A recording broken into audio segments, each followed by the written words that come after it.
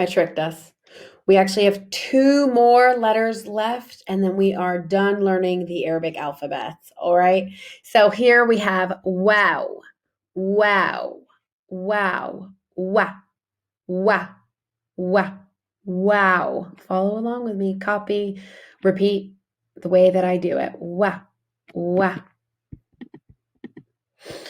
The three forms of wah can be seen below. Here we have wah in the beginning of the word, wah in the middle because it's connecting. That's why we see that line. And then wah at the end because it's also connecting or maybe even not connecting, right? Just depends on what letters are before.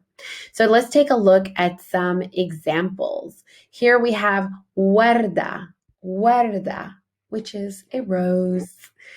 And we could see the wah at the beginning.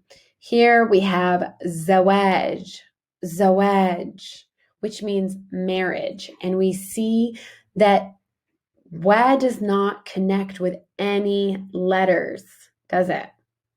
Doesn't. Unless it is connecting with the letter before it. It does not connect with the letter after it. But za cannot connect with wah because those two letters do not connect.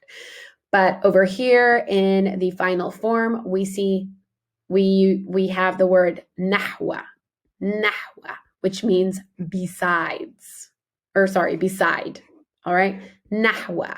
So the girl is sitting nahwa al-kura. The girl is sitting beside the ball. All right, let's keep going. Our final one is next.